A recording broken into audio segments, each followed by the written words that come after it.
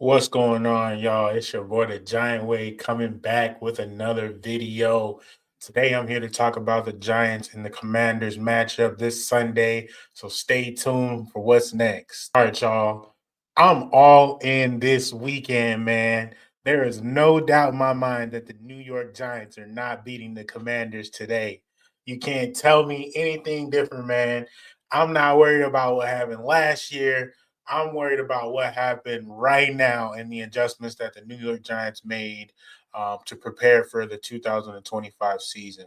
I think the biggest thing that we need to talk about is the biggest change that we made at the quarterback position.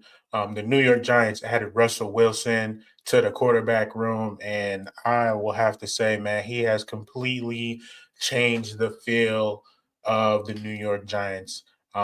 I think with the addition of Jackson Dart, Jameis Winston, man, our quarterback room is obviously completely different than what it was last year. But Russell Wilson, man, he is going to lead the New York Giants into beating the Commanders.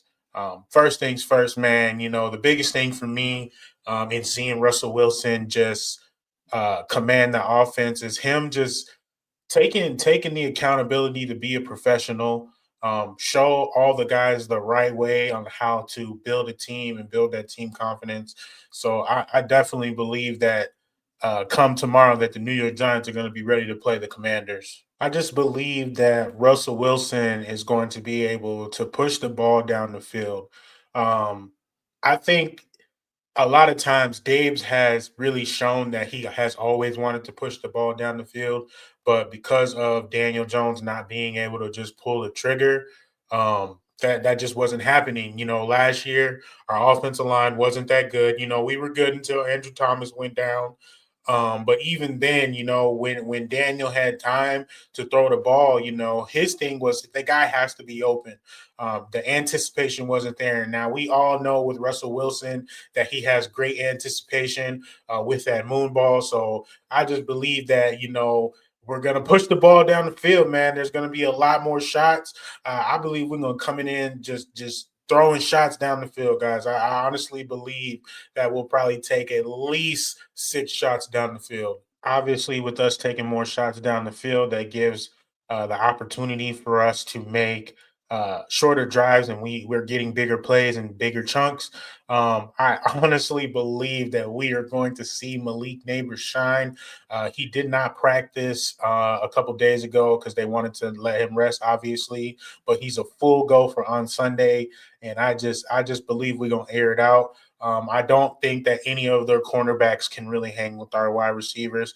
I'm not really sure what type of pass rush that they're going to come with, but I believe our offensive line will hold up long enough to be able to make a shot down the field, man. So now I want to talk about the big boys, man, the offensive line. It's looking like Andrew Thomas is not going to be able to go week 1, which I've said that a couple times, and I'm cool with that. I think Bow needs to go first. As the left tackle, I think he has the best shot of being successful, even though he is a rookie. But I would love to see Bow there at the left tackle spot. The depth chart has not fully come out.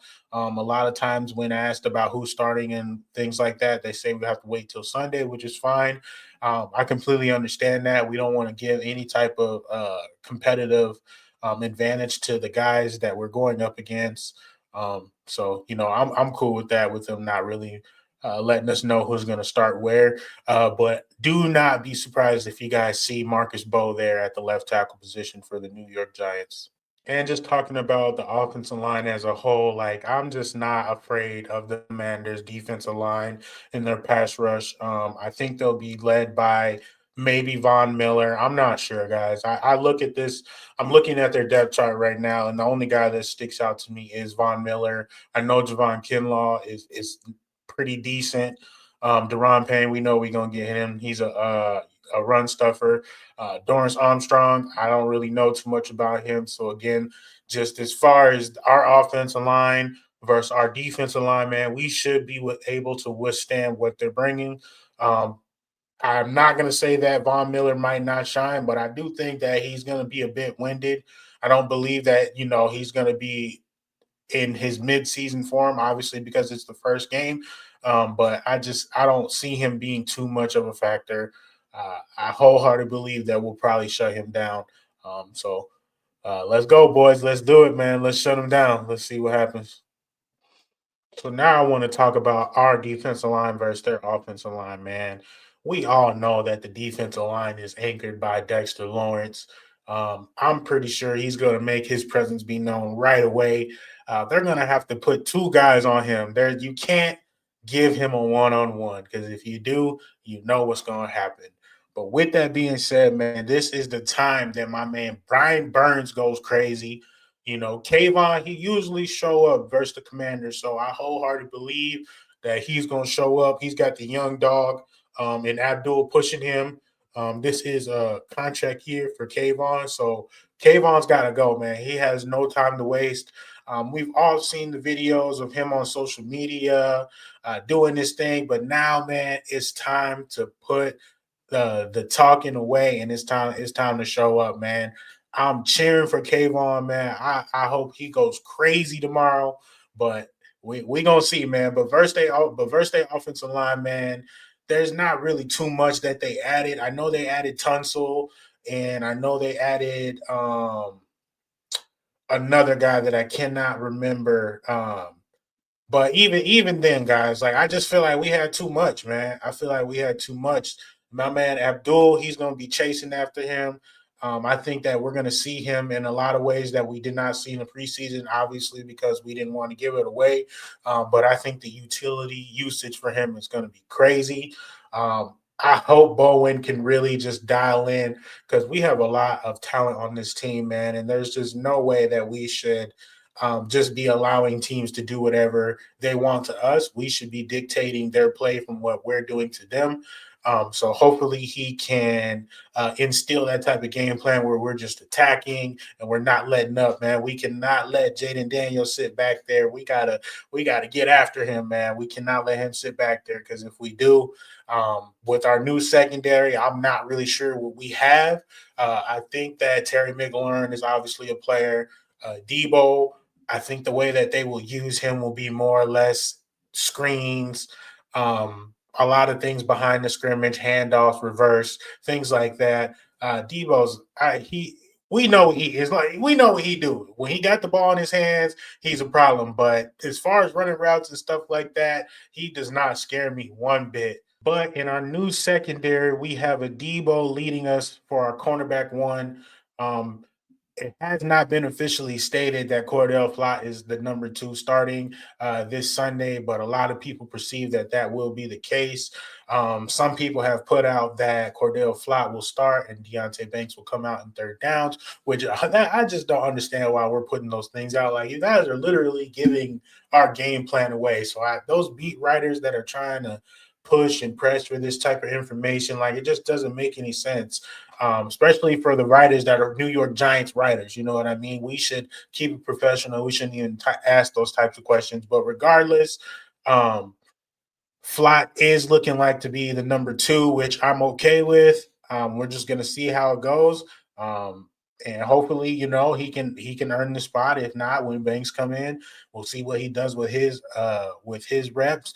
But we'll see if this is an issue after this game. If the Giants decide to address it, I think they did. Fix some cap for my man Andrew Thomas. So we'll see. We'll see what happens there. I think that's just trying to set something up later in the future, but we'll see what happens on Sunday. Hopefully, these guys can do it. I believe that they can handle this. These guys, man, our pass rush should be able to disrupt Jaden Daniels.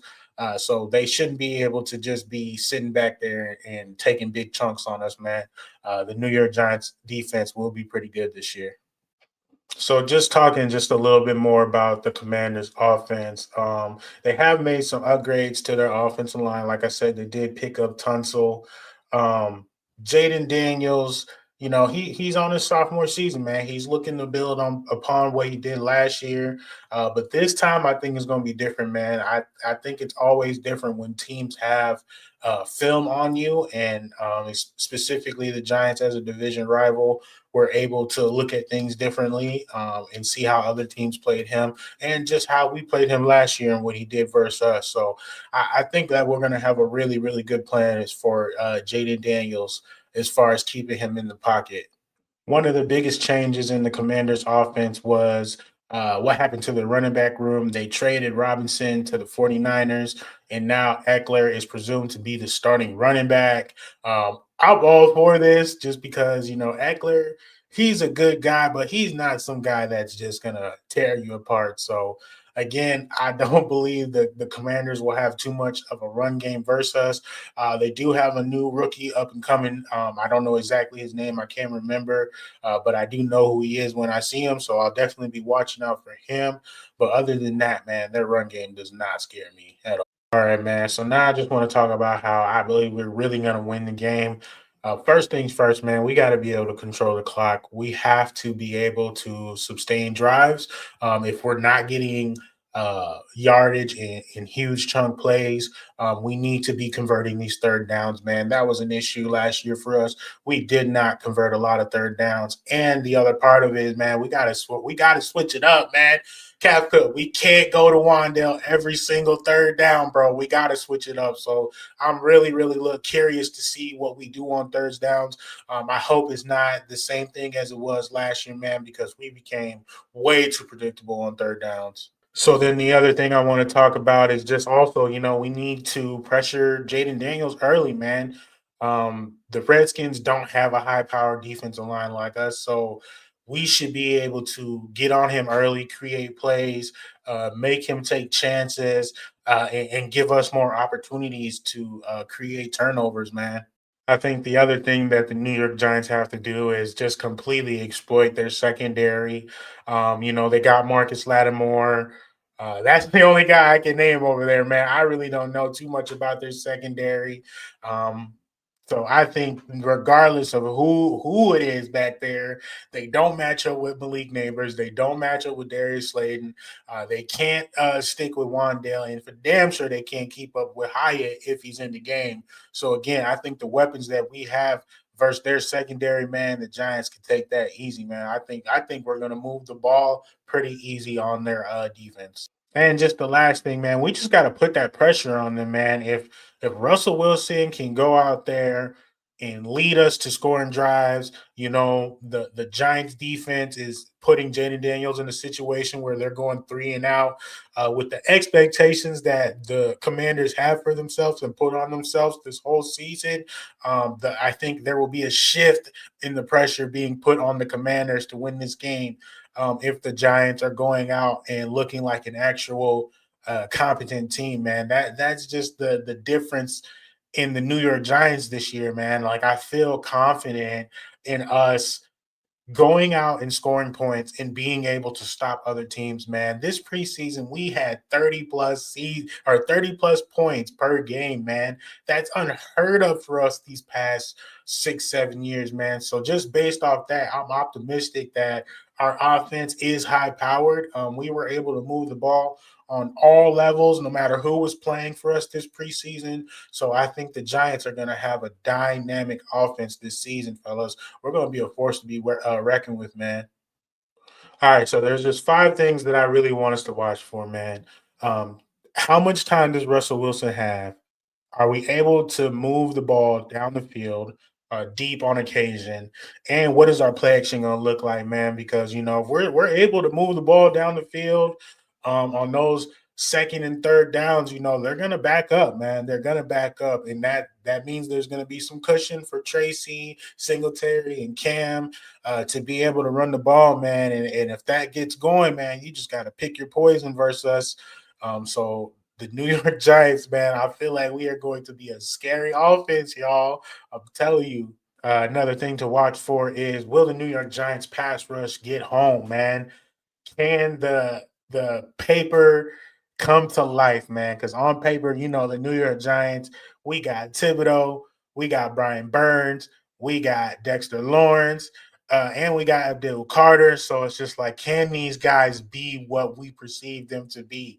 And I'm telling y'all, man, I don't think it's a gimmick, man. I think we are going to create havoc in this backfield for the Commanders. For the third thing that I want you guys to watch out for is just how the offense of line looks without Andrew Thomas if he's not able to go. I really want to see how we look as a unit trying to run the ball. Like I said, I believe our pass rush is going to be okay, guys. I feel like we're going to be able to withstand their pass rush, but as far as our run game, man, that's where I'm a little worried, just because they do have some guys over there that specialize in the run game. So I'm curious to see how JMS looks. I'm curious to see how JVR looks. And the other guy, what's my man Runyon, how they look together as a unit. And if GVR is not looking right, man, when it comes to running the ball, we know what we got in Evan Neal. So does he get a shot if we're not able to get the push off the line that we need? So I want you guys to watch out for that, man. And then the last thing that I'll be watching for is just basically just flop, man, just because our cornerback two position is a very needed position, man. We need to have two solid cornerbacks that can do the job, and hopefully he can earn it, man. I think he's done well this preseason, but if not, the Giants may have to address that after this game. But we will see, man. So let me know what you guys think of Flott after this game. All right, y'all, man. That's it for me. I appreciate y'all rocking with me, man. But for my last statement, man, I just want to say again, this isn't about what they did last year.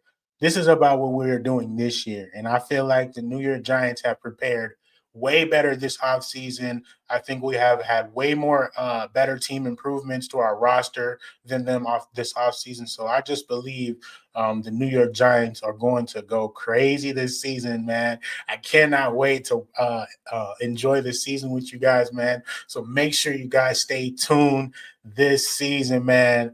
Until next time, fellas, I'm gone. Once a giant, always a giant.